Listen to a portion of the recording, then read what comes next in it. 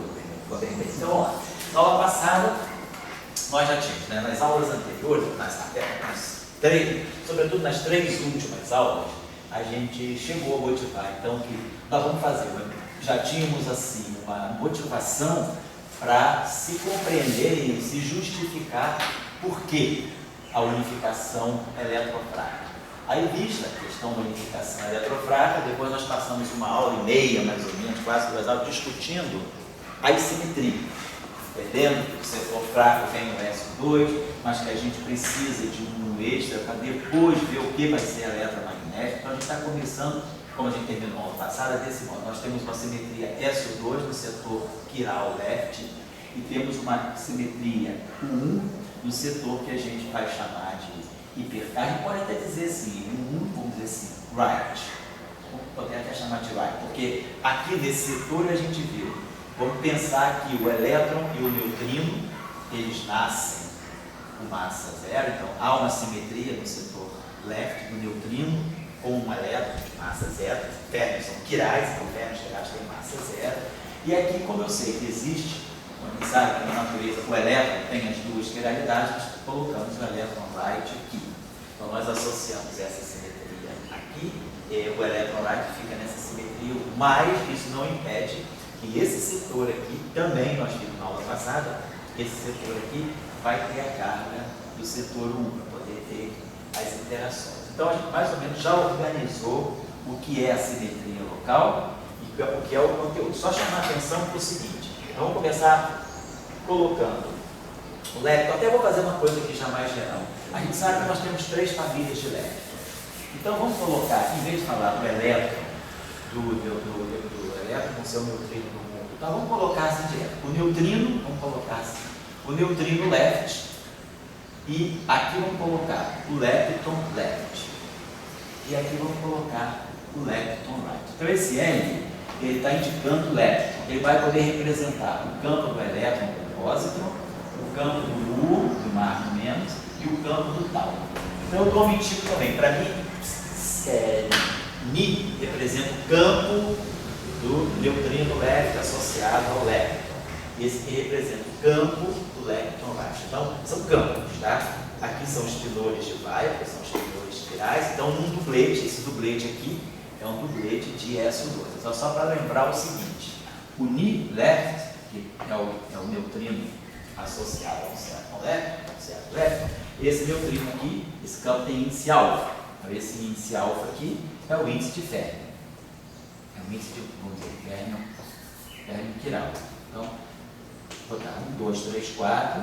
Quer dizer, um férmio quiral, em princípio, tem 4 índices. Eu estou na representação de Dirac. Vamos trabalhar sempre na representação de Dirac. Então, mesmo na representação de Dirac, o férmio left ele tem 2 componentes independentes, mas ele tem 4 componentes, na verdade. O lepton, a mesma coisa. O lepton left ou o lepton right são os pilores. Então, eles também têm um índice aqui, né, que vai ser um índice alfa, que vai de 1 até 4. Nós vamos omitir.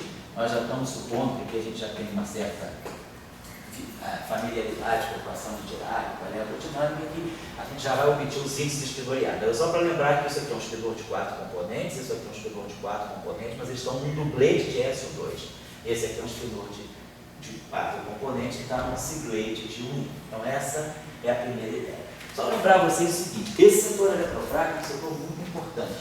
Se nós olharmos, só para fazer uma questão assim, até de natureza meio de motivação, se a gente pegar o modelo padrão, quer dizer, a nossa ideia do modelo padrão hoje, né, que representa e descreve aproximadamente 4% da matéria do universo, né, que descreve aproximadamente o setor de matéria visível, ele descreve o setor de matéria visível do universo. O modelo padrão ele tem as 3 simetrias.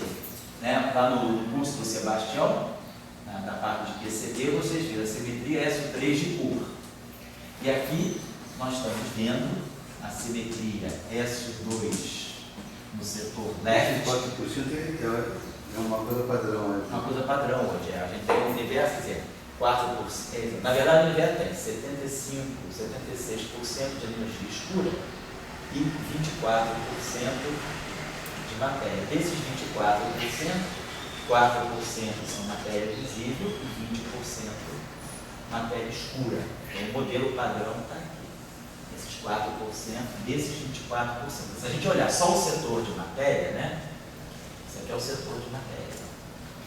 No setor de matéria, a gente está vendo que a matéria visível é 1/4, é 1/5 da matéria escura. Então, se a gente pensar no setor de matéria como um todo, a matéria visível é 20% e a matéria escura é 80%. Eu estou pegando essa razão aqui, isso aqui é dentro do setor do universo todo, mas se eu pegar só o setor de matéria, pegar isso aqui, só a matéria, eu vejo que a matéria visível ela é uma proporção de 1/5 da matéria escura. Então, se eu pegar a matéria visível como uma unidade, isso aqui é 1/5, então isso aqui é 20% e isso aqui são 4/5, são 80%. Então, basicamente, 80% da matéria do universo é a matéria escura. Mas os 20% de matéria visíveis, né, ou os 4% de matéria visível do universo como um todo, levando em conta que é 4% contra esses 76%, é o que o modelo padrão descreve. Agora eu te pergunto, você pegando o campo elétrico, Sei. a energia dele, 2 Sei, né? Tirar a energia dele, essa energia dele é a energia do modelo padrão? É energia do modelo padrão. Tudo que é eletromagnético, tudo que é fraco, tudo que é forte é energia do modelo padrão. Aqui, então essa é a ideia. Então, esse modelo aqui, nós vamos ver no final do curso aqui, é um modelo padrão, tem 19 parâmetros físicos. Tem 19 parâmetros. Por que não tem o SU do sabor aí? O S... O 13 sabor. Porque o S ou 13 de sabor não é uma simetria local, é uma simetria global. Essas são as simetrias de Gauge. Você, quando você está formulando um modelo padrão, você formula apenas com as simetrias de Gauge, que é onde você vai ter campo de Gauge associado. Os gluons vão estar aqui, e aqui nesse setor vai estar W+, W- e zero e forte. Então, você só pensa nas simetrias locais. Como você falou, a gente tem aproximadamente uma simetria de sabor aí que não é declarada. As simetrias globais a gente não declara. Então, temos 19 parâmetros. Se a gente observar bem, então depois fazer a contagem direitinho, só estou querendo motivar. Desses 19 parâmetros do modelo padrão, nós temos praticamente, no setor da QCD, nós temos a constante de acoplamento de forte e mais, a violação CP. Eu teria, vamos dizer, 2 parâmetros. Vamos ver se estão separando assim. 2 parâmetros no setor forte e 17 parâmetros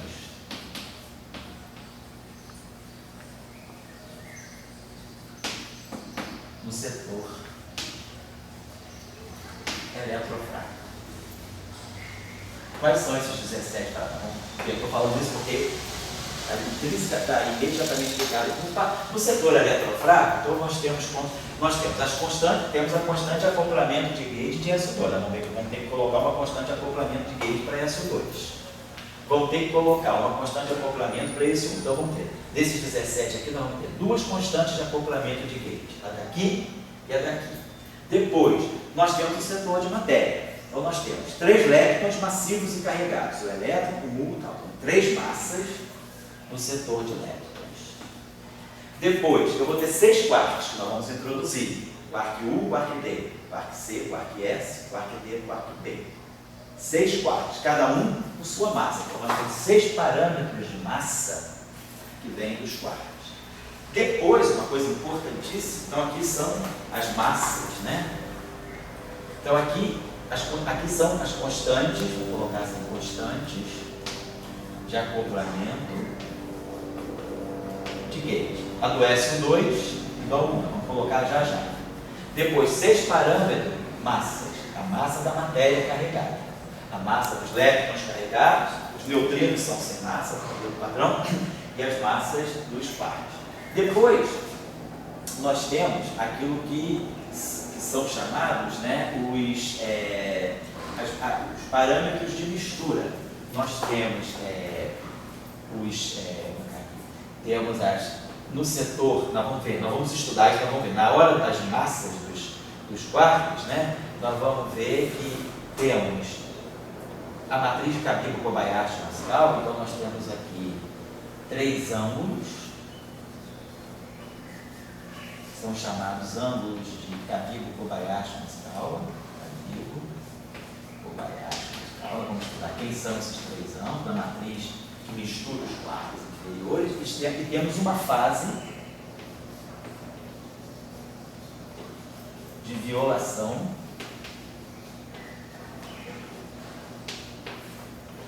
de CP fraco, que aqui nós temos CP forte. Então aqui nós temos 11, 14, 15, teria mais parâmetros a gente tem. Então as constantes de acoplamento de Gauge, as massas dos quartos térmicos, as massas dos grupos térmicos, está certo? As massas dos quartos e os parâmetros de mistura, né? Então nós temos a matriz de Cabilo-Kobayashi principal e temos a fase de violação de CP. Então nós temos 2, 3, 5, 11, 14, 15. Setor de Higgs. Oi? Setor de Higgs. Ah, então você está bravo. Nós estamos colocando ainda aqui, exatamente, no setor de Higgs, nós temos dois parâmetros, que é o parâmetro de massa e a constante de autoacoplamento, a constante de acoplamento do Higgs. Então, formam aqui mais dois parâmetros, né? Vai ser isso mesmo, no setor de Higgs. 2, 3, 5, 5, 6, 11, 14, 15, 17. 17 com 2, 19. Então, se a gente observar bem, aqui está a grande questão do modelo, a questão maior do modelo padrão está aqui, que aqui não tem muito questionamento, aqui tem só um questionamento que tem que ser levado em conta. São dois parâmetros no setor de interação forte, que é a constante de acoplamento forte, beleza? E, eventualmente, o CP, a fase de violação de CP forte. Tem uma fase lá, tipo, tem a violação do CP fraco e a violação do CP forte. Então, são os dois parâmetros. Agora, o grande problema do modelo padrão, um é a origem das massas. Então, aqui, nós temos o problema das massas, né? Quer dizer, qual é a origem das massas? Segundo o modelo padrão, a massa vem do bóson de Higgs, através do campo de Higgs. Então, esse é o problema sério. Será que essa realmente é a origem de toda a massa do universo? Então, o problema da origem da massa. Então, no setor fraco, nós temos muito claramente o problema da massa. É um grande problema, porque está ligado ao bóson de Higgs. E o outro grande problema que nós temos aqui é a questão da mistura de sabores. Esses ângulos de Cabilo, Kobayashi, Mashikawa e essa fase de violação de CP, esses quatro parâmetros aqui, eles estão ligados à mistura de sabores dos quartos. Os três quartos inferiores, o quarto D, o quarto S e o quarto B, eles se misturam, eles oscilam um para o outro. Então, eu não tenho um quarto D bem definido. O quarto D pode transitar para o quarto S e para o quarto D. Então, há uma mistura, quer dizer, o que a gente chama de a mistura de sabores, ou oscilação de sabores. A mistura de sabores, que é o problema, né? Que é o chamado flavor problem. Então, aqui a gente tem o problema da massa e aqui a gente tem um problema do flavor. São dois grandes problemas do modelo padrão. E esses dois grandes problemas, eles estão justamente situados no setor eletrofrágil. Então, quer dizer, o modelo padrão tem 19 parâmetros. Então, a gente não espera que a física termine aí. Se o modelo tem 19 parâmetros, ele deve ser derivante de alguma coisa muito mais fundamental. Então, a gente aceita o modelo padrão realmente como um modelo. Ele não é uma teoria, não tem o status de uma teoria, porque tem um número bastante grande de parâmetros que aí são vinculados por várias questões experimentais. Então, mais ou menos essa é a ideia. Então, nós estamos entrando no setor eletrofrágil, que é esse setorzinho aqui. Então, nesse setor aqui, nós temos 17 parâmetros para controlar. E a questão toda está muito aqui, no setor de Higgs. Esse parâmetro de massa do Higgs é completamente... Da onde vem a massa do Higgs e da onde vem o constante de acoplamento, que é fundamental para quebra espontânea de simetria. Esses dois problemas aqui são dois problemas. Qual é a origem do setor de Higgs no fundo? Então, o modelo padrão, ele não dá uma agência para o setor de Higgs, ele adota o setor de Higgs como uma premissa. Está lá, faz parte da construção da teoria, introduzir o setor de Higgs. Né? Nós ainda não introduzimos. Antes do Higgs tinha mais parâmetro ou o Higgs não, ele só aumenta os parâmetros? Ele aumenta só os parâmetros, ele não resolveu a questão dos parâmetros. Quer dizer, na verdade, o Higgs ele entra um pouco no sentido de olhar a origem das massas no setor de acoplamento de Yukawa. Na verdade, quer dizer, essas massas aqui, elas podem ser, ou eu tenho 9 parâmetros de massa, ou eu tenho 9 constantes de Yukawa. O Higgs simplesmente ele diz que a origem da massa está no acoplamento de um cálculo, mas na verdade no final do dia eu dei 9 parâmetros de massa. Eu pensei que se introduzisse o Higgs, por exemplo, ele conseguisse descrever as outras massas e perdesse alguns parâmetros extras. Não, ele não substitui parâmetros, ele acrescenta 2 parâmetros. Agora, os dedos. Então, só para deixar claro, nós vamos estar trabalhando agora no setor eletrofrágico, que é o setor crucial. É onde nós temos 2 grandes problemas do modelo padrão e 2 grandes problemas, né, 2 grandes questões para uma física além do modelo padrão. Qual é a origem da massa? E qual é a origem da mistura de sabores? Então, nós temos 2 grandes problemas para resolver, para ilustrar. Nós vamos resolver, que ninguém resolveu até hoje, mas nós vamos só elucidar os problemas. O que é, Laia? Eu colocaria um texto aí, que é do debate. Será que no lugar disso que se chama modelo padrão, não seria um eletromagnetismo não linear? Sim. Então vamos só fazer uma discussão. O que faz o conceito de uma teoria? É o princípio físico, como você falou. E aí, qual é o princípio físico que está ali por trás? Então, qual foi o princípio físico em Maxwell? Ele botou DLT para quê? Para conservar a carga elétrica. Aqui você colocou o elétron, o íon e tal, carregados, né? Mas, está tudo certo, mas está conservando a carga elétrica. Será que, você em vez de botar só pelo DLT, você não teria que colocar um eletromagnetismo não linear, uma extensão, entendeu? Desse que conserva a carga elétrica. Então, quer dizer, será que existe uma coisa, por exemplo, que você colocou aula passada, você colocou bem claro. Será que existe o W, os reservas, seriam fótons carregados? Fótons carregados? Fótons carregados, sim, pode ser, desde que conserve a carga elétrica. Então, o que você mostrou na aula passada? Você mostrou na aula passada que a diferença da eletrofraca para Maxwell em termos de carga elétrica é que você tinha processos agora com correntes carregadas. Então, quer dizer, vamos ver agora claramente essas correntes carregadas. Então, será que você não teria essas correntes carregadas, essa mudança de sabor promovida por uma interação eletromagnética não linear?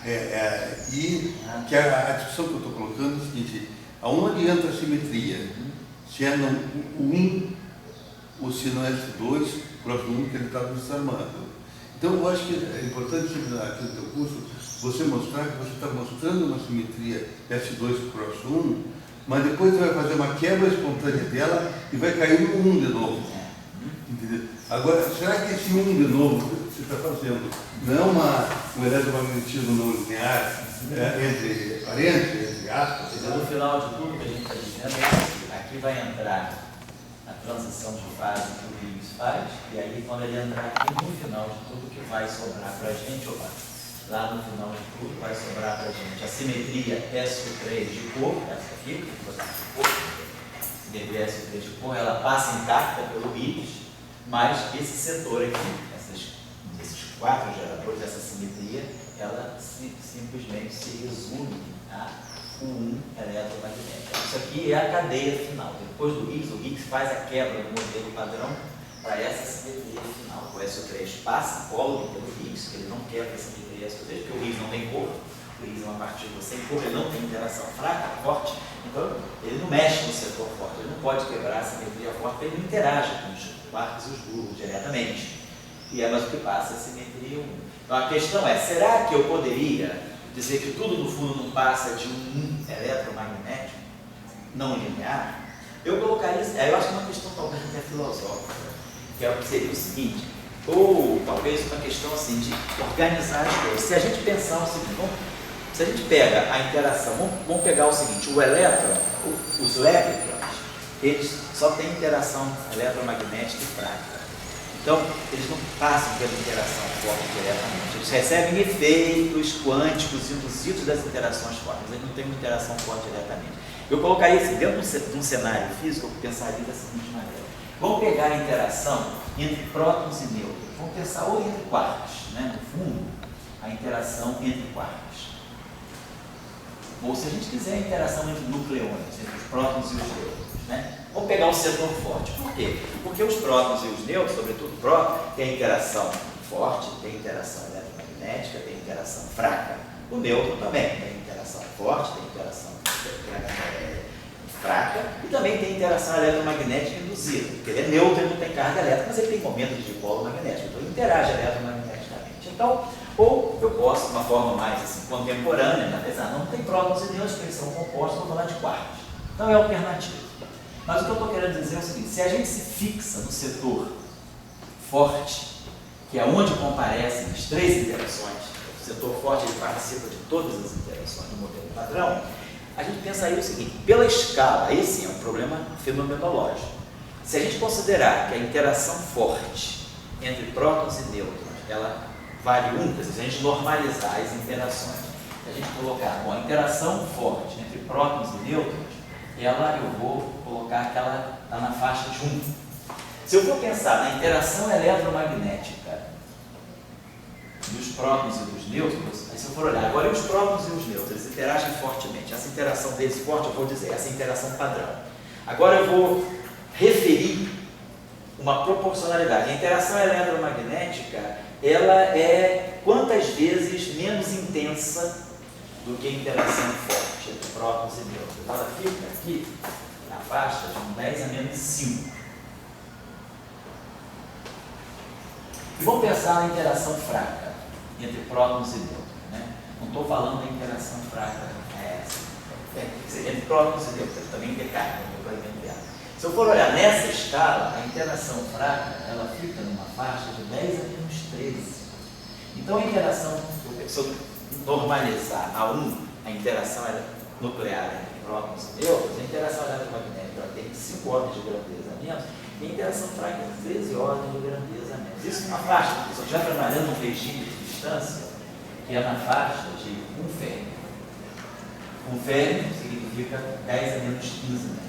Então, se eu estou nessa escala de distância, eu vou ver essas três interações dentro dessa proporção. Quer dizer, quando eu pego a escala nuclear, a interação dominante, claro, a interação forte, a interação eletromagnética, a repulsão eletromagnética entre os prótons, ela existe, mas ela é 100 mil vezes mais fraca do que a atração entre os prótons, a atração nuclear, e a interação fraca é 13 ordens de vezes, 10 trilhões de vezes menor do que a interação forte. Então, nesse sentido, a gente pensaria, será que eu não poderia pensar, será que faz sentido eu pensar tudo como eletromagnético? Porque o eletromagnético, mesmo que eu coloque não linearidade, a não linearidade, ela é uma perturbação, ela não é tão forte, que a gente sabe que a teoria de Maxwell é eminentemente linear. O que é não linear no eletromagnetismo seriam correções, extensões. Então, dentro dessa visão assim, mais terra a terra, eu diria que seria meio inapropriado eu dizer que tudo no fundo é eletromagnético, porque como é que eu vou reproduzir um fenômeno que é 100 mil vezes mais forte do que ele, que é a interação fraca, ou um fenômeno que tem 8 ordens de grandeza, que 100 milhões de vezes mais fraco do que ele. Então, realmente parece que, se a gente olhar para a escala nuclear, a gente precisa distinguir as três interações. Agora, claro, pode ser que haja uma origem comum para elas, que é o que nós estamos buscando. O papel do modelo padrão é mostrar que eu consigo, né, sobretudo aqui no setor eletrofraco, eu consigo ter uma origem comum, eu consigo ter uma descrição única para duas interações que são diferentes, eu consigo mostrar essas duas interações dentro de um tronco único e por que elas se distinguem. Então, eu diria que jogar toda a expectativa no eletromagnetismo não linear, eu diria que o contra-argumento que eu apresentaria seria esse. Será que dentro da teoria física é razoável que uma interação ela pode só ter uma escala tão longa, quer dizer, fenômenos que são 100 milhões de vezes mais fracos do que esse, ou fenômenos que são 100 mil vezes mais fortes do que esse aqui, será que eles podem todos ser descritos por isso aqui? Se a não linearidade, ela não seria capaz de fazer tudo isso. Se a não linearidade conseguisse resolver toda essa diferença de escala, o eletromagnetismo, certamente de Maxwell, a gente não teria ele tão bem, não seria uma tão boa descrição da matéria nessa escala que a gente tem. Quer dizer, o eletromagnetismo linear de Maxwell, ele resolve uma grande vastidão, uma varredura grande de fenômenos, né? Se ele fosse não linear a esse ponto, isso a gente já teria sentido macroscopicamente. Eu acho que essa é a minha contra-argumentação. Mas eu tenho antes de dizer, o que eu colocaria, na verdade, ele tem em comum a conservação da carga elétrica. Certo. Então, se você tiver uma teoria que conserva, não linear, que conserva a carga elétrica, mas que tenha constante de acoplamento diferente, de tal maneira que esse 10 é menos 5, 10 e 1, não seja problema. Entendeu? Você tem alguma coisa candidata. Agora, a minha pergunta maior que eu faço para todos vocês é aquela coisa, que ali está a estrutura do modelo padrão. Certo. E nessa estrutura, a essência é que você acaba com uma teoria eletromagnética. Daí a gente tem que fazer perguntas, porque o que a gente aprende nos livros, assim, é assim, bom, isso aqui é a mesma teoria. Uma antes da quebra, outra depois da quebra. Uma como se fosse numa fase, água, outra numa de gelo, outra noutra fase. Daí a gente tem que começar a perguntar, por exemplo, como é que nesse lado esquerdo a carga elétrica é conservada, no lado direito é óbvio, porque assim está com 1, mas no lado esquerdo, como é que você vê que ela é conservada? O número de parâmetros que tem aqui, 17, passa para o outro lá, 17, o número de correntes conservadas. Essa tabelinha dele. Então, é o seguinte, essa pergunta, ela não tem resposta imediata. Acho que não tem nem resposta imediata, não tem resposta no momento. É uma proposta. Vamos tentar ver se a gente consegue mapear tudo de uma eletromagnética conveniada. É uma proposta. Agora, ao longo do curso, vamos sempre trazer essa pergunta. A cada momento que a gente der uma passada aí na construção do modelo padrão, vamos ver cada vez mais o quanto essa pergunta se torna relevante. Vamos ter esse ponto. Eu coloco só para as pessoas que Está certo? Saber. Para mim, ali que está o ponto. Porque assim, tudo isso aqui que ele vai fazer pode ter certo, né? Tecnicamente. A questão é ali. Qual o sentido daquilo ali? Isso aí tem que ter uma meditação. Está claro, tem esse problema, vamos pensar aqui. Então nós temos uma simetria SO2 local. Então invocando aí a nosso conhecimento prévio de alguma coisa de Young-Mills, se essa simetria é local, nós temos que associar essa simetria, vamos chamar esses campos aqui de Bernoulli. Então nós associamos, né, essa simetria com 3 geradores, então nós associamos a cada gerador um bóson de gauge. Nós temos uma família de 3 bósons de gauge. Então, isso aqui são os campos, os potenciais de gauge, né? Os potenciais de Young-Mills do SO2. Potenciais de Young-Mills do SO2. Tá lá. Depois nós temos a simetria 1, né? Que está associando uma simetria 1 que está sendo ditada pelo setor Wright. Eu vou associar essa simetria, eu vou associar um campo de gauge que eu vou chamar de YI, porque nós vamos ver, nós vamos associar isso aqui, quer dizer, se essa simetria aqui é não abeliana, ela tem 3 cargas conservadas. Se essa simetria aqui é uma simetria local abeliana, ela tem uma carga conservada. Eu vou chamar essa carga aqui, aqui nós temos as cargas, eu vou chamar essas cargas que estão aqui, as cargas que estão aqui são chamadas estão ligadas a um número quântico chamado spin isotópico, isospin, é o isospin, ou o spin isotópico fraco, porque tem um spin isotópico forte, como você vê no composto do diálogo. Agora, esse aqui é o potencial abeliano, né? É o potencial abeliano, ele é associado a esse 1, o potencial não de Young-Mills, mas é abeliano. E como ele está ligado a uma simetria, e essa simetria, né, ela sendo uma simetria, ela tem uma carga conservada, vamos chamar esse número quântico de hipercarga.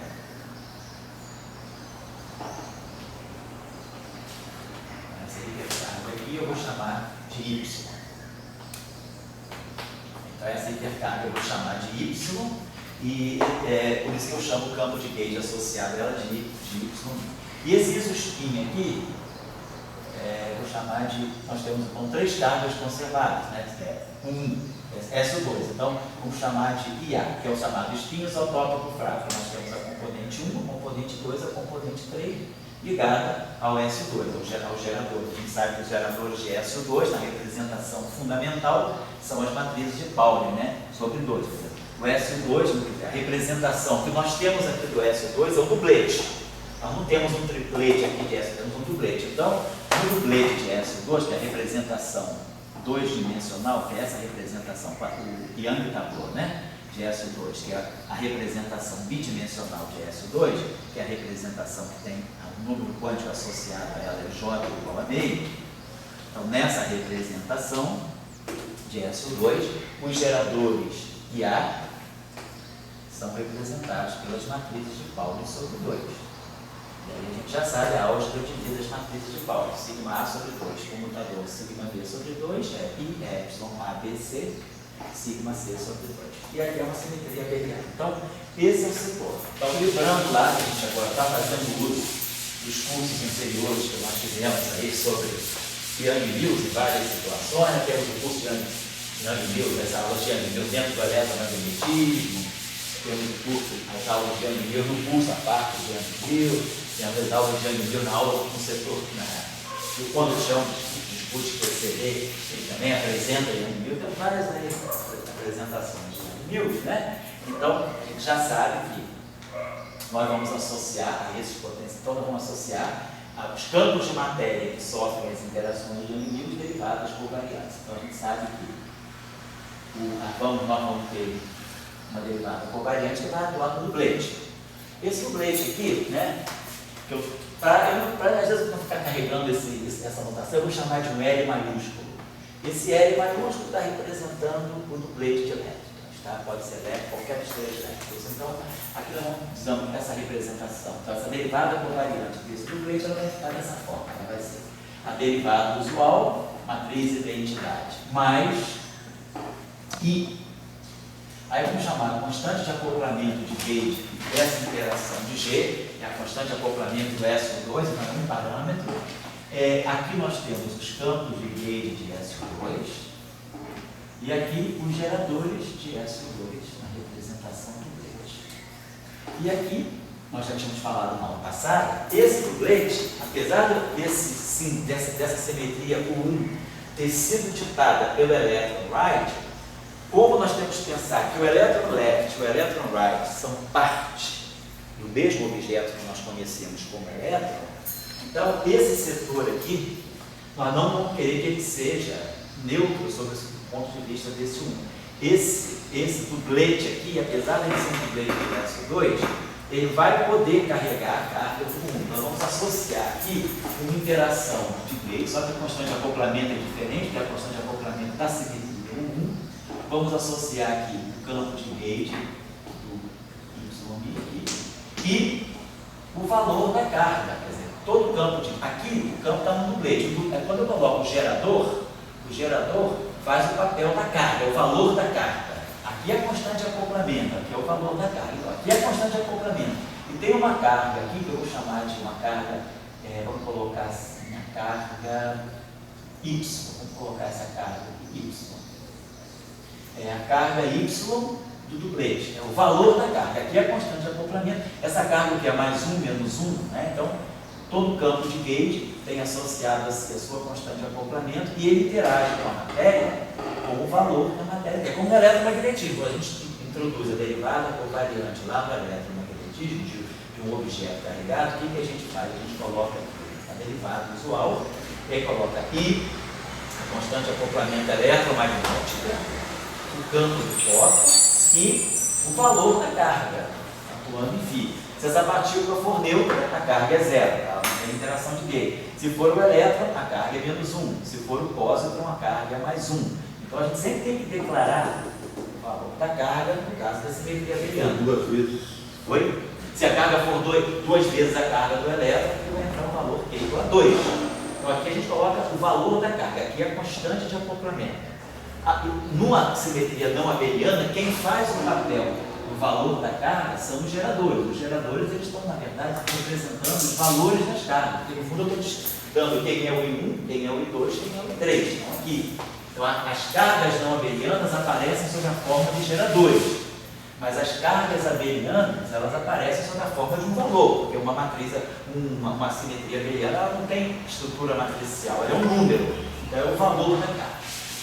Então, a gente tem que saber, será que esse dublete, então, vai ter que valor de carga. Então isso aqui é a simetria SO2. Então é como eu estou vendo as interações de gate desse duplete de neutrino e de lepton. Agora, o meu lepton right está sozinho, ele está num singlete. Toda vez que se o objeto está num singlete de uma simetria, significa que as cargas são zero. Então, do ponto de vista desse cara, ele é um singlete de SO2. Então, as cargas dele são zero. Então, ele não tem geradores. Os geradores são todos trivialmente representados. Então, esse cara, ele só vai ter a simetria, ele só vai interagir com o campo de gauge abeliano. Então, isso aqui vai ter, e aqui vai ser, assim, a carga right. Isso aqui atuando no lepton right. Então, isso é a estrutura de coisa. O que é fundamental aqui, que não é óbvio, para quem está vendo a primeira vez, é saber por que o setor left, que é o dublete do SO2, ele também sente essa simetria. Então, a ideia dele sentir essa simetria é porque eu sei que no final de tudo eu estou propondo um modelo para poder entender o que é o elétron, o que é o neutrino. Então eu sei que no final de tudo, na hora que eu for olhar o mundo como ele é hoje, o elétron left e o elétron right são parte da mesma partícula. Então, esse objeto aqui, de uma certa maneira, esse cara aqui está vendo essa simetria. Se esse cara aqui não só visse também essa simetria, aqui é a carga bíblica, tá certo? Se esse cara aqui não visse essa simetria, o elétron left e o elétron right vão estar completamente desacoplados. Então, o que é importante é que, já que o elétron left, o setor left, é um duplete, ele pode se comunicar. Porque esse cara aqui nunca vai ter a chance de se comunicar com um. Por quê? Porque ele é um singlete. Então, não tem como introduzir um singlete no SO2. Mas eu tenho como trazer um duplete para o 1. Então, esse duplete aqui, ele interage com a simetria 1. Então, a novidade maior, que é assim, não é óbvio, é porque eu coloco isso, poder falar, não, isso aqui é duplete, então só interage com esse aqui é singlete, só interage com esse. Então, eu teria o elétron left e o elétron right vivendo dois mundos diferentes. Eu preciso ter um passaporte comum. Eu preciso que esses dois elétrons, essas duas componentes do elétron, na verdade, o left e o right, acabem depois se unindo na mesma partícula. Então, eu preciso ter alguma coisa que acople esses dois setores. E aí, a única saída que eu tenho é pensar que o duplete pode ter número quântico do 1, mas o 1 nunca vai poder ter número quântico do duplete, porque ele é um singlete. Então, essa é a ideia. Agora, aí a gente vai entrar numa relação muito doida. Você não teve quebra de paridade, né? Quer dizer, isso. A quebra de paridade faz você, a não quebra de paridade faz você ter que escrever o elétron right e o elétron left sobre uma. A não quebra de paridade na simetria eletromagnética. A interação eletrofrágil, ela quebra a paridade. No momento que o setor light não é um singlete do left, isso aqui já quebrou a paridade. Se eu fizer uma transformação de paridade nesse left, quer dizer, o ferro left, por transformação de paridade, ele vai no ferro right. Só que quando eu fizer a transformação de paridade, esse cara vai no ferro right. Mas quando ele chegar no ferro right, ele vai fazer essa interação. Então, o setor right não tem as mesmas interações que o setor left. Então, a paridade foi quebrada por isso. E quando eu faço a transformação de paridade, eu levo o ferro left e o ferro right e vice-versa, o ferro right e o ferro left. Então, se eu transformar esse cara na transformação de paridade, ele vira isso. Mas esse cara não interage com isso. Então, quebrou a paridade, mas a simetria foi quebrada por essa interação. Essa interação, ela não respeita essa simetria, porque esse cara tem essa interação. Por simetria de paridade, o right teria que ter as mesmas interações que o left, mas não tem. Tem uma quebra de simetria de paridade entre o setor left e o setor right. Temos uma relação estrutural aí que a gente tem que introduzir. Essa relação é muito importante e é chamada relação de Gelman-Hurwitz, né? Da onde ela vem, a origem da relação Gelman. Oi? Gelman como interação com Gelman-Hurwitz. Obrigado. É chamada relação de Gelman-Hurwitz. O que é essa relação de Gelman-Hurwitz? Então essa relação aqui é um ponto, segundo assim, um ponto estrutural, mas é um ponto assim, delicadíssimo, porque você vai acertar algumas coisas sabendo o que você quer. Por isso que não é uma teoria nesse sentido. A teoria, ela te dá um número de premissas e você vai construindo as coisas. Aqui não, eu preciso a cada momento introduzir inputs, né? Que vai fazendo com que o modelo vá crescendo. O que é a relação de Gelman e Shijima? A relação de Gelman e Shijima é uma relação necessária de ser introduzida para poder fixar. Quer dizer, qual é o objetivo dela? Fixar. Quer dizer, o objetivo dela é fixar as cargas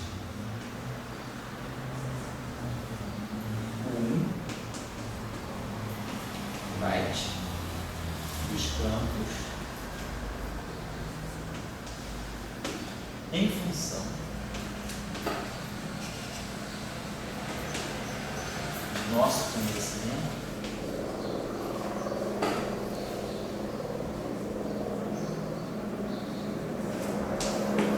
de suas cargas eletromagnéticas. Porque no fundo o que a gente sabe é o seguinte: a gente está construindo um modelo que a gente sabe onde a gente quer chegar, a gente quer que esse modelo contenha o eletromagnetismo. Mas eu estou tentando construir um modelo que descreva o eletromagnetismo pensando que eu estou construindo um modelo que mostra a origem comum da interação fraca com a interação eletromagnética. Então, mas eu tenho em mente que eu quero eletromagnetismo. O eletromagnetismo vai ter que sair daí. E aí essa simetria 1, toda simetria não abeliana, ela é facilmente fixada. Porque você diz, eu tenho uma simetria abeliana SO3. Eu estou no duplete, estou no triplete, estou no sextete, estou no octete. Quando você diz a representação não abeliana que você tem, você automaticamente dá os geradores.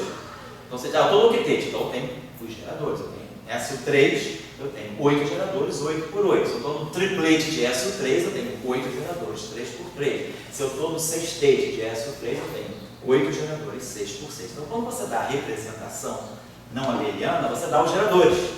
E aí você fixou as cargas. Mas numa simetria abeliana, você só tem um número. Então você precisa fixar a carga. Você não tem uma representação. O campo está em tal representação. O campo está em tal representação quando eu fixo a carga dele, mas eu tenho que dar o valor da carga. Então o problema das simetrias abelianas é que a gente tem que dar um valor para a carga, porque eu não tenho uma representação não trivial, matricial. Então, eu preciso dar o valor dessa carga do setor left e essa carga do left and right.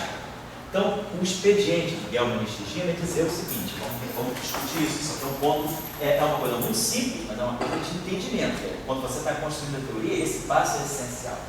Você vai falar o seguinte: o que você tem em mente? Eu tenho em mente que o eletromagnetismo ele está associado ao fóton. E o fóton é de massa zero. Então, e a carga elétrica é conservada. Então a gente sabe que a gente não quer perder a simetria eletromagnética. Então a carga eletromagnética é um número quântico bem definido, porque ele é um número quântico associado a uma simetria, uma carga que é conservada. Então a carga eletromagnética, o que a gente vai chamar de carga eletromagnética, para qualquer partícula da teoria do modelo eletrofraco, vai ser sempre a terceira componente do isospin fraco mais a hipercarga sobre o posto.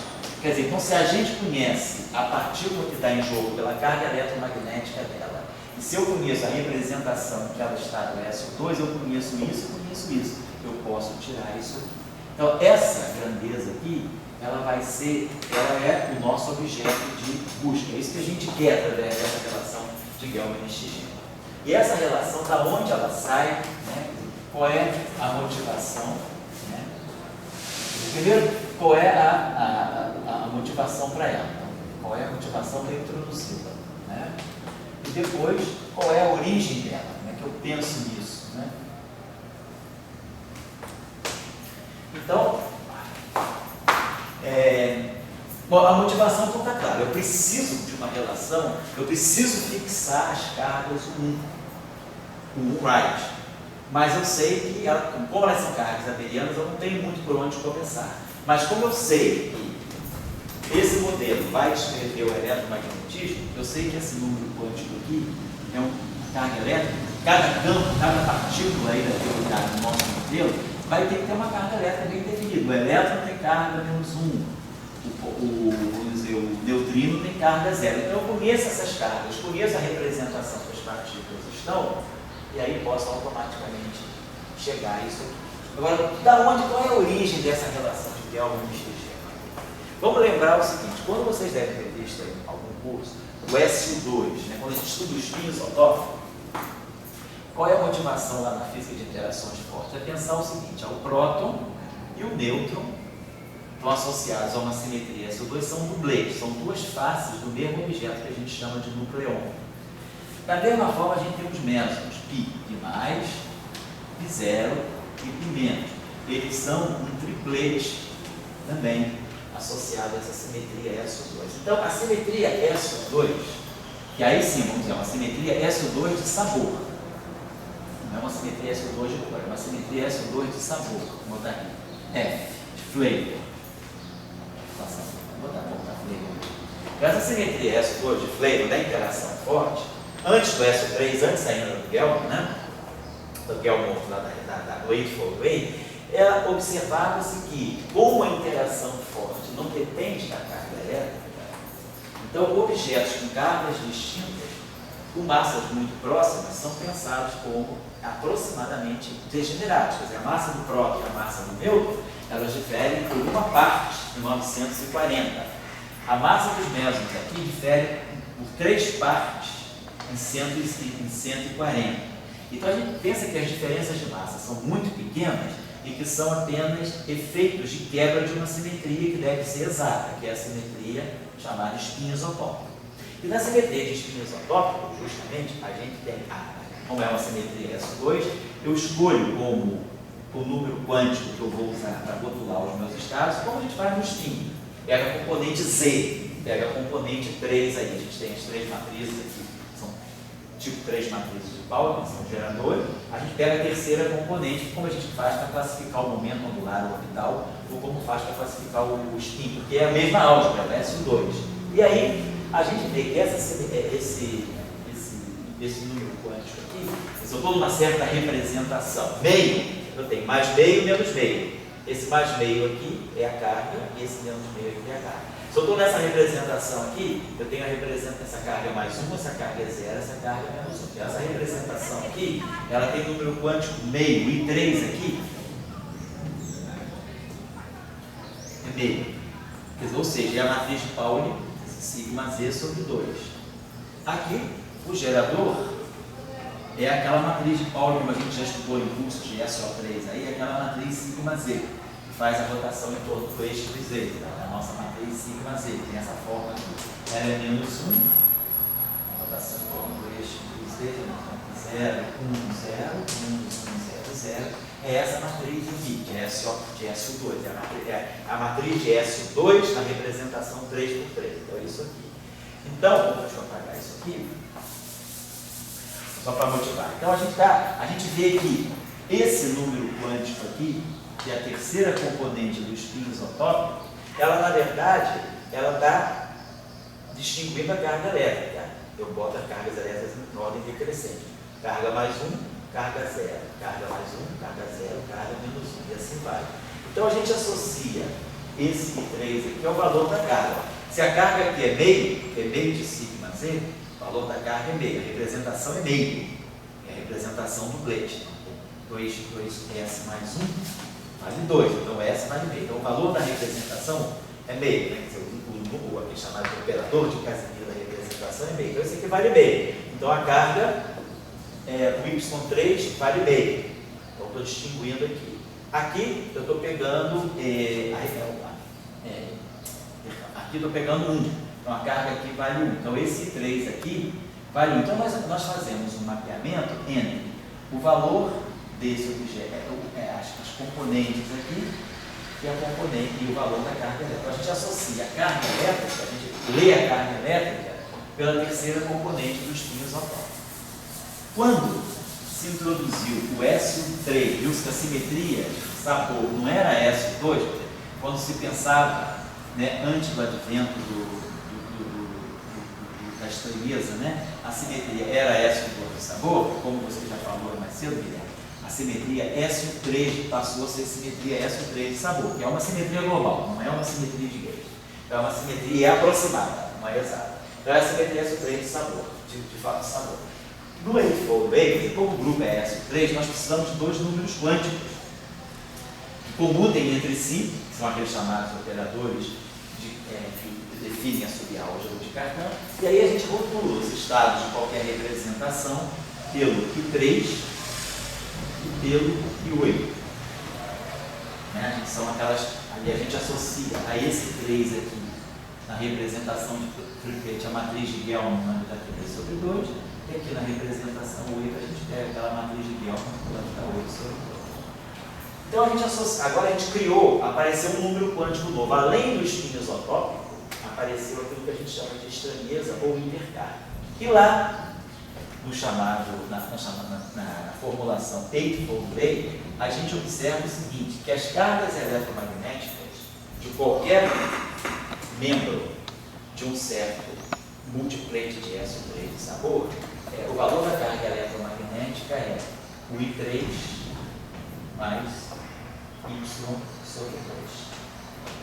Então, se eu sei a terceira componente do espinho isotópico e ser a intercarga forte, isso aqui é forte, é tudo forte, eu sei quem é a carga eletromagnética. Então, isso é chamada relação de Gell-Mann-Schima no S3 de sabor. Essa relação, na verdade... Oi? Acho que lá que era Gell-Mann. Acho que perdão, lá é Gell-Mann, na interação fraca, que eu estou fazendo confusão. Na interação fraca, Gell-Mann-Schima, na interação forte, Gell-Mann. Essa relação de Gell-Mann, ela era uma relação já conhecida nos meados dos anos 56, ela começou a ser discutida em 56 e 57. Era uma relação fixa. Oi? 53? É 53, não é nem 56, né? Então em 53. É quando apareceu a estranheza, ou a hipercarga.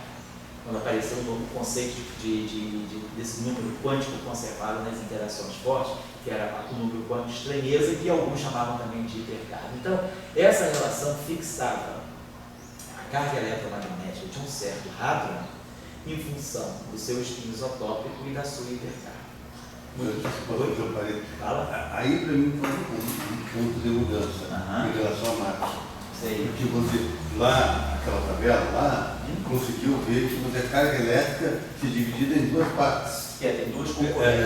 Então você encontrou, vamos dizer, partes para a carga elétrica. Daí que me diga, agora você quer fazer simetria, vai ser fazer simetria em cima das componentes. Essas componentes, então o que a gente está fazendo. Isso que Marx não tinha visto. Não tinha, né? Isso, para Marx a carga elétrica era uma coisa fechada. Então o que a gente está querendo fazer aqui é trazer essa relação, que agora não é mais Gell-Mann, agora é Gell-Mann-Schima, que é a gente sabendo a carga eletromagnética das partículas que estão envolvidas aqui, elétron, neutrino, por enquanto só elétron e neutrino, e sabendo a posição delas dentro do S2, eu automaticamente fixo esse número quântico aqui. Esse número quântico aqui, o valor da carga 1 das partículas é fixado por essa relação.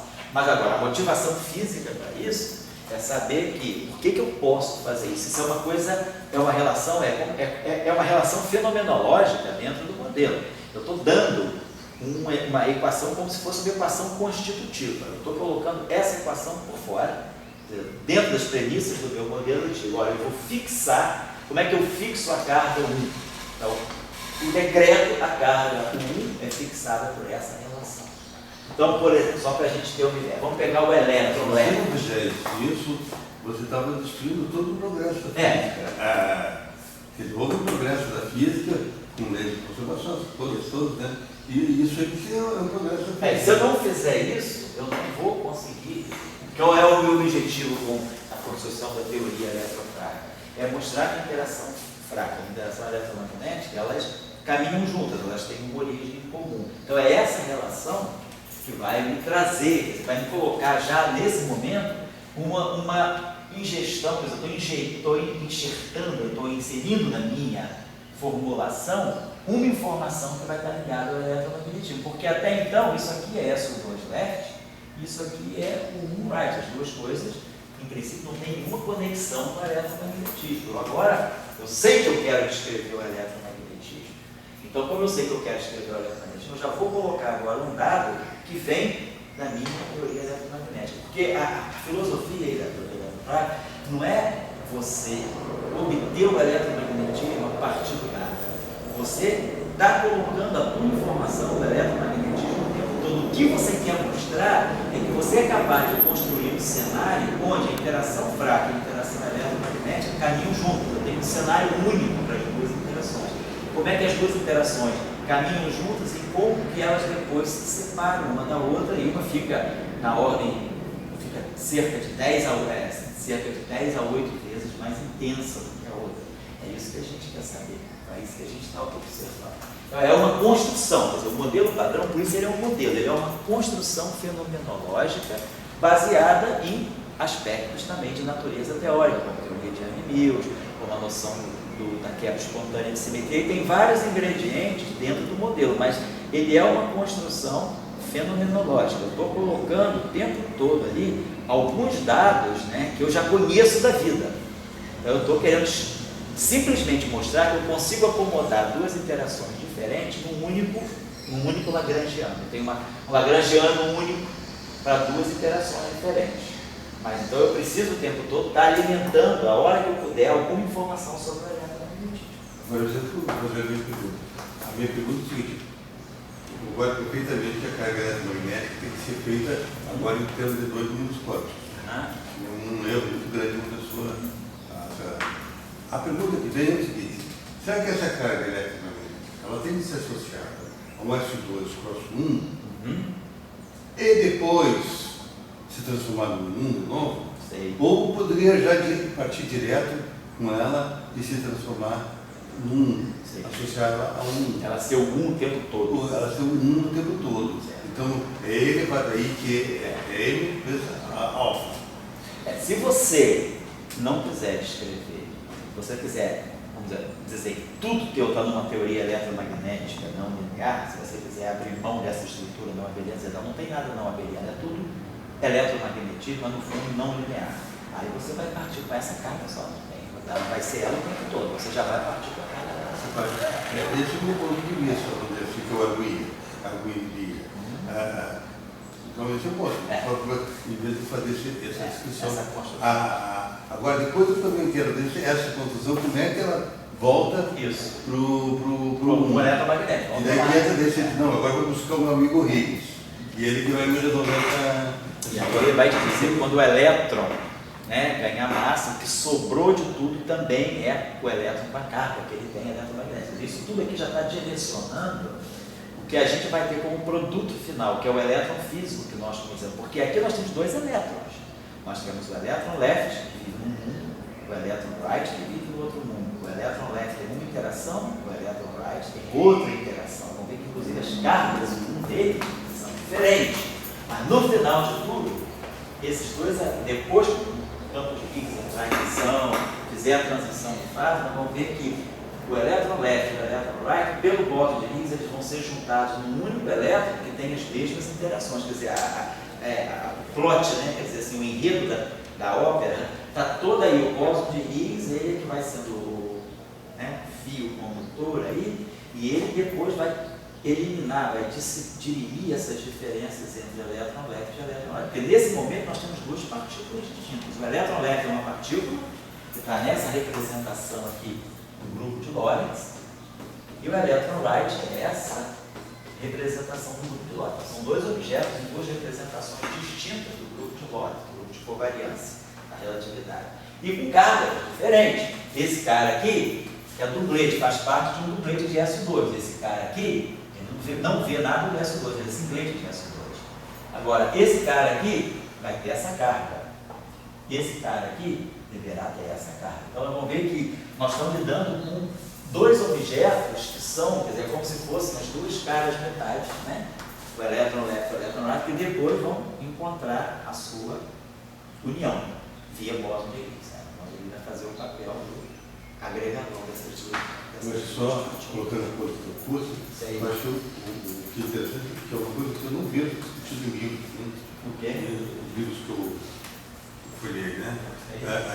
Inclusive falam do Bóson de Higgs, dando massa. Sim. Alguns deles incentivam um pouco o técnico de acoplamento. Sim.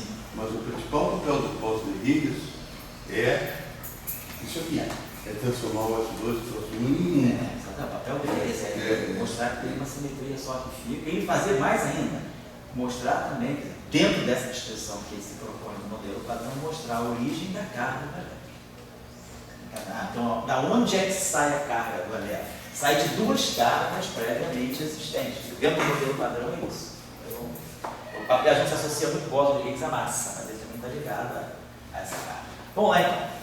Olha isso aqui. Então o neutrino leve. O neutrino leve ele está na componente superior. Então, se ele está num dublete de SO2, esse aqui é mais meio, esse aqui é menos meio. Então, a carga dele, o 2, essa carga aqui é meio.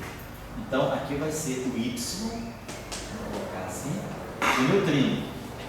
Para mim, eu estou falando assim, que você vai falar, o ponto assim, eu vejo assim, alguns pontos, 3 pontos ali de diferença de Maxwell para elétron fraco. Um que a gente já discussou sobre cargas diferentes intermediárias. Outra é a questão que se trabalha agora com as representações 0,5, não é elétrico, se trabalhar com eletron e eletron. E essa outra terceira, a questão de você a carga do elétron é carga de Nishijima, não de Nishijima, não é mais a carga de Maxwell. Entendi. Então aí tem uma daí por tudo que você quiser. Tem uma carga, essa carga tem um bastidor por trás dela. Vamos pegar o elétron left. Se eu pegar o neutrino left, pegando o elétron left a gente sabe, vai ter carga menos 1. A carga dele é menos 1 é. Nós estamos usando E como sendo o valor a moto, né? Carga menos 1. Então ele está na parte inferior, ele é a parte menos meio do dublete. Aqui é menos meio. E aqui tem que ser o Y sobre 2, vou botar assim, vou botar o Y do elétron left sobre 2. Vou botar o Y do neutron, vou botar assim. Acho que é fácil pegar o Y do neutron. Então, bom, antes de fazer o cálculo, a gente já deveria saber se o neutrino left e o elétron left estão num dublete desse cara aqui. Essa simetria vai poder distinguir eles. Essa simetria vai ter que ver os dois iguais, porque se essa simetria tivesse uma carga para o elétron left e uma carga para o neutrino left, essa simetria está distinguindo os dois membros do dublete. Mas o dublete, essa simetria 1, ela respeita a estrutura do dublete. Então é de se esperar que realmente a carga do elétron left também seja menos 1. E a gente faz o cálculo aqui e a gente vê isso aqui tem que ser menos 1, fica menos meio. Dando menos 1. Então a carga. Então os dois membros do dublete têm a mesma carga, o 1 right, mesma carga do setor 1, porque se aquele 1 distinguisse, eu quebraria aqui, eu teria que colocar uma parte para o elétron left e outra parte para o elétron right. Eu estaria quebrando a estrutura, eu não poderia estar trabalhando com um dublete fechado aqui.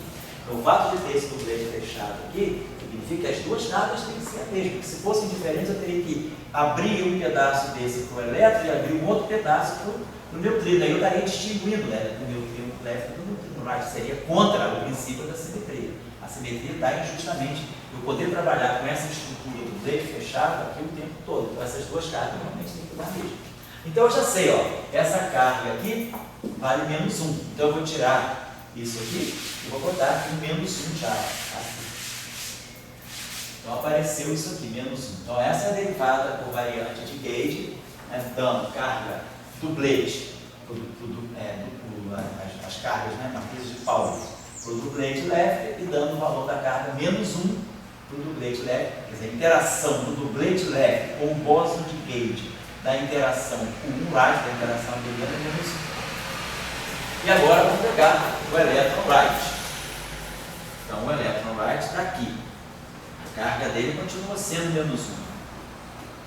Só que ele é singlete. Então ele está na representação zero. Ele não tem número quântico de SO2. O I3 dele é zero, está na representação zero. Então aqui vai ficar Y sobre 2 no elétron right. E aí, esse Y sobre 2 do elétron right vai ter que ser menos 2. menos 2 por 2 dá menos 1. Então aqui vai aparecer um menos 2. O valor da carga abeliana, né, da hipercarga, é menos 2 para o electron right. Então é isso que eu estou dizendo. O lepton left e o lepton right, a esse ponto ainda são dois objetos distintos. Então eu tenho, vamos dizer, como se eu tivesse 3 partículas, neutrino left, electron left e electron right. E claro, as suas antipartículas, o antineutrino right, o anti-electron right e o anti-electron left. Quando eu faço a conjugação de carga, né, que a gente faz quando a gente pega o psi left, né, que a gente sabe que o psi left, lembra lá das nossas aulas de equação geral, a antipartícula de um fermion left é a componente right da antipartícula. Se eu pegar o electron left, antipartícula, é elétron antipartícula, que é positron right. Se eu pegar aqui o elétron left e tirar a antipartícula dele, eu vou ter a antipartícula do elétron positron. Então vai ser positron na forma right. Mesma coisa, se eu pegar o neutrino left e tirar a antipartícula dele, vai ser o antineutrino right. E a mesma coisa eu levarei para o elétron right. Se eu pegar o elétron right e fizer a conjugação de carga dele, eu vou pegar a antipartícula do elétron, vou pegar o psi, que vai ser agora positivo, que só que vai dar o positivo na forma trocada. Essa mesma relação aqui vai, só vou colocar aqui right, left. Então, a antipartícula, eu tenho 3 partículas, neutrino left, lepton left e lepton right. E as 3 antipartículas, o antineutrino right, o antilepton na forma right e o antilepton na forma left. Então, é isso que nós temos até agora. Então, nós não estamos falando ainda de um elétron como um todo. Estou falando de 2 objetos que vão vir a ser, vão se fundir no elétron. Então, depois que o bóson de Higgs entrar em cena, que essa fusão vai ser possível. Por enquanto, por isso está no sentido até a unificação, quando você tem uma teoria unificada, as coisas ainda não estão identificadas. A gente não sabe o que é fóton, está tudo misturado. Tem bósons de Gale, de SO2, não tem nenhuma identificação do que seja um fóton, e não tem nenhuma identificação do que seja a índole elétrica. O neutrino, sim, ele é neutrino left. Então, ele vai continuar, porque ele é neutro. Vai continuar, mas depois o elétron left e o elétron right eles vão ter que se fundir, porque o que nós temos no eletromagnetismo é um elétron com as 2 polaridades. Eu não tenho um elétron left, um átomo de hidrogênio, um elétron que tem as 2 polaridades. O elétron físico que nós temos hoje é um elétron com as 2 polaridades. Então, essa relação, isso aí pede essa reflexão. Não quero só ficar fazendo calculinho no quadro. É importante entender que estamos fazendo e como estamos fazendo e por que estamos fazendo. É isso que está na essência da construção do modelo. São cálculos muito simples, né? Cálculo distributivado, coisas. Mas a ideia é entender por quê. Porque se a gente quiser construir um modelo nosso de alguma outra coisa, a gente tem que passar por essas etapas, assim, de ver o que eu quero reproduzir. Então, a gente aprende, né, trabalhando nos bastidores do modelo dessa forma. Você queria falar alguma coisa, Sérgio? Quando o nêutron se converte no caso do decaimento beta, isso, o processo interno ali é governado dentro do cenário da simetria SO3 ou do SO2? Quer dizer, na verdade, o processo que faz o nêutron virar o próton é o processo que faz o quark D decair no quark U, emitindo um elétron e um antineutrino do elétron. Aí, esse processo, que é um processo eminentemente fraco, e o que vai estar em jogo aí vai ser, nós vamos ver depois lá na frente, quando a gente tiver o Lagrangiano completo, e introduzir os quarks, vai ser a troca de bósons W+. Então é um processo fraco. Agora, claro, o nêutron, né, dentro do núcleo, dentro do nêutron, você tem quark U, tem quark D, tem quark D. Então é uma interação forte. Quando há um decaimento fraco, isso aqui vira de volta, então você vai ter um quark D virou o quark U, e o outro quark D permaneceu dentro. Então, esses objetos têm interação forte, mas o processo que faz a transformação é o processo de interação fraca. Até nas nossas aulas iniciais, a gente motivou bem qual é a característica mais particular, mais marcante da interação fraca. Ela é uma interação diferente das demais, porque ela muda o sabor da partícula, né? Até eu lembro que o Guilherme fez uma pergunta da questão da cor. O quark, quando ele emite ou absorve um gluon, ele muda de cor, mas ele não deixa de ser o quark que ele é. Quark U continua quark U, quark D continua quark D, quark C continua quark C. O processo forte de troca de gluon, ele mexe na cor, mas não no sabor. O quark é a mesma quark, só mudou a cor dele. Na interação fraca, não. Eu mudo o sabor. O quark D vira quark U. O nêutron vira próton. O muon vira elétron. Então, a gente tem mudança de sabor. A interação forte, a interação fraca, ela é muito desafiadora. Se ela muda o sabor, quer dizer, a gente tem todos os indícios físicos, assim, para até entender por que ela está ligada com a massa, né? Por que o bóson de Higgs aparece na interação fraca e da massa? Porque ela está mexendo com a essência da partícula, ela está mudando a partícula, ela está mexendo na carga elétrica. Então, o quark D, que tem carga menos 2/3, ele tem carga menos 1/3, ele vira um quark U, que tem carga 2/3. Então, você mexe na carga elétrica. O processo de interação fraca, ele tem essa particularidade, ele mexe no sabor, mexe na carga elétrica. Então, dá para entender claramente que a interação fraca ela não deve estar tão longe da interação eletromagnética, porque ela muda o sabor. Das outras interações, para a interação eletromagnética também não. Qualquer partícula carregada emite e absorve fótons sem deixar de... Ela muda o momento, muda a energia, mas não muda a essência. Ela continua sendo aquela partícula com mais ou menos energia, ou com mais ou menos momento, porque ela emitiu ou absorveu um fóton, mas ela não mudou a essência dela. Então, a única interação que muda a característica da partícula é a interação fraca. Se você interage fortemente, você é sério antes ou depois de jogar teus gluons fora. Você é sério antes ou depois de jogar teus fótons fora. Mas se você joga um W+, um W- fora, você já não é mais sério. Então a interação fraca ela tem essa característica. Então esse processo é que marca muito ela ser uma interação diferente. Talvez por isso que ela esteja ligada ao problema da massa, porque ela mexe na essência da partícula, na constituição da partícula. Né? Mas assim, o que Einstein e Maxwell não viram? Isso. Foi a cor. Einstein, Newton, ele mexeu com a massa o tempo todo, mas ele não questionou a origem da massa. O próprio Einstein, o máximo que Einstein fez, Einstein já mexeu um pouquinho mais na massa, porque Einstein pelo menos relacionou massa com energia. Então, ele já deu um passo à frente na massa, né? Mas ambos não questionaram a origem da massa. Einstein mostrou que massa pode se transformar em energia e vice-versa, mas ele não mostrou a origem da massa, né? Eu acho que quem pela primeira vez, quer dizer, a origem da massa, ela é questionada no modelo padrão da teoria eletrofrágil. Que é aí que você questiona o que é a massa. Quer dizer, quem questionou a massa foi o Dirac, quando ele escreveu a equação dele, ele botou a massa no lugar disso aqui, ele botou a massa. Mas não sabia que isso aqui não deveria ser a massa. A massa não deveria ser um parâmetro M, deveria ter uma física por trás, que aí sim é a constante de acoplamento de um carro do elétron e o campo de Higgs. Então, ele já tinha essa percepção que deveria ter uma origem para a massa.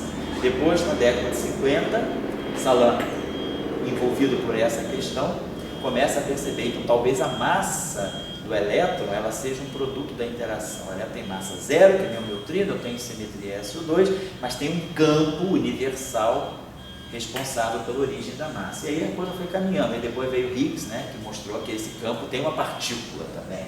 Então a coisa foi mais à frente. Então tem uma partícula associada ao campo que no fundo é a origem da massa, que é a previsão do modelo padrão. Mas eu acho que o que você falou é verdade. Newton, Einstein e quem mais você colocou? Maxwell. E Maxwell pensaram. É a origem da massa. E eu digo, a cor. A cor é sério. Eu tenho massa, carga e não toquei nenhum deles. Mas, tinha uma outra coisa na natureza que a cor aí está mexendo, né? E a cor é uma coisa assim. E a cor demorou a vir, né? Porque a cor só veio mesmo na década de 70, né, cara? Quer dizer, os caras entenderam bastante a interação forte, ainda sem entender a cor. Quer dizer, a cor só foi começada a ser identificada como sendo um número quântico a partir dos experimentos dos Lack, do Lassiter, que revelou a estrutura de quartos, e aí se formulou a QCD, aí chegou na cor, a simetria SO3 forte. Né? Uma troca de massa do próprio nêutron seria cabível ser feito, por exemplo, por um fóton? Se ele tivesse cargas iguais, o fóton poderia carregar duas partículas que trocam de massa? Você pode ter, dentro da... até dentro do Eightfold Way, se você olhar, tem aquelas chamadas expressões também de Gelman-Hugo, que você diz, por que dentro do Eightfold Way, você tem próton, no octete, né, de SO3, você tem próton, nêutron, tem as partículas sigma, tem aquelas partículas que eu acho que são partículas sigma e as partículas lambda. Você tem 8 partículas, aí você vai, qual é a diferença de massa? Do ponto de vista da interação forte, todo mundo tem a mesma massa. A simetria SO3 de sabor seria exata. Mas o que responde pela diferença de massa entre o próton e o nêutron, por exemplo, a diferença de massa é calculada pelo eletromagnetismo. Quer dizer, a diferença de massa entre o próton e o nêutron é devido a efeitos virtuais eletromagnéticos. E a interação fraca diz que seria a mesma. Então, quer dizer, você responde sim pelas diferenças de massa como atribuídas ao eletromagnetismo. No caso, naquele livro do Feynman, ele fala muito da virtualidade, né? Então, quer dizer, você pode, o fóton revestir, mas ser transmissor de coisas. Porque o fóton sem massa, mas ele tem energia. Então, quer dizer, se você envolve a partícula por uma nuvem de fótons virtuais, esses fótons virtuais têm energia. Se eles têm energia, a energia por ser é massa. Então, isso pode ser visto como uma diferença de massa. O fóton ele transmite energia, mesmo que ele seja virtual. E essa diferença de energia, essa diferença de massa, pode ser proveniente dessa interação. Mas seria mais natural falar do fóton ativo? Eu acho que você tem. Eu acho que dentro da relatividade restrita, para você falar de massa, você não precisa falar de massa. Você pode gerar massa a partir da pura energia. Eu acho que está bem dentro do cânone da relatividade especial você pensar que a diferença de massa, na verdade, ela provém de uma energia eletromagnética. Está bem dentro do âmbito, né, do espírito da relatividade. Você não precisa para ter uma diferença de massa, porque se está tendo essa diferença de massa e o fóton é que é responsável, então o fóton é massivo, não, o fóton pode ser sem massa, mas a partir da energia dele, ele responder pela diferença de massa, porque é igual a MC2. Vamos pensar que é isso que é importante na relatividade. Então, vamos continuando aí, porque a gente está precisando para a gente chegar daqui a pouco aonde a gente quer, que é nas correntes. Então vamos lá. A gente sabe, para formular uma teoria de gauge, uma formulação de gauge, a gente precisa dos field strengths. Então vamos lá. Os field strengths do SO2. Então, seguindo o padrão de Young-Mills. dNi, dNA, menos dNi, dNA, menos G, constante de acoplamento de gauge, constante de estrutura de SO2, Epsilon ABC, A, B, B, D,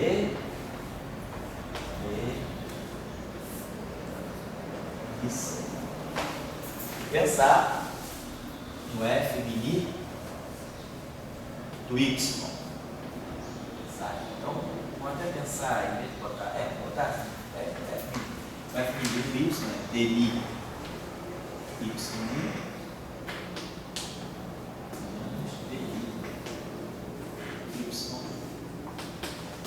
Então tá, tem uma simetria SO2, tem uma simetria U1. Na simetria SO2, esse é o field strength. Na simetria U1, esse é o field strength. Então, nós temos, por enquanto, nós temos a seguinte, por enquanto, a nossa densidade lagrangiana total vai ser a densidade lagrangiana no setor de gauge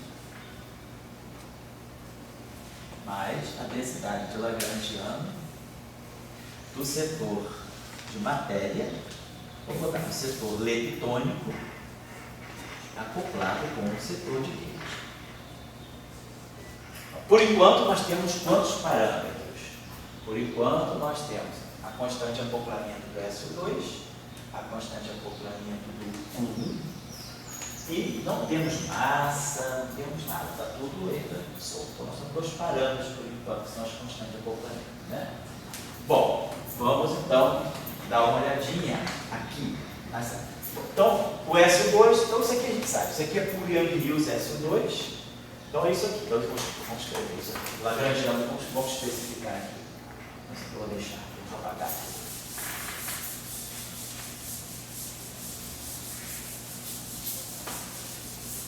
Então, nós temos o lagrangiano do setor de gauge,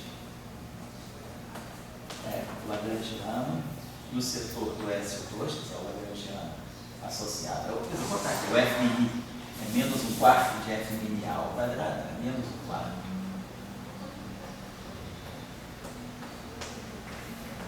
Então, da normalização visual aí dos campos de amigos, F mini A, menos 1/4 do Y mini, Y mini. Certo? Bom, agora vamos fazer o nosso lagrangiano do setor leptônico. É aí que a gente vai começar a ver a questão das correntes. Então vamos lá. Nosso lagrangiano leptônico, os leptons estão acoplados com o setor de gate. Então nós vamos ver como é que é o lagrangiano típico de GA. Vai ser o L barrado I, gama mi, DI, então, derivado aqui é o fêmea, psi barrado, I, gama mi, DI, psi. Só que eu estou fazendo tudo sob a fórmula junto dele. Depois vamos abrir isso aqui melhor. Mais a parte lá, right, mais left, right, barrado, I, gama mi, DI, left, right.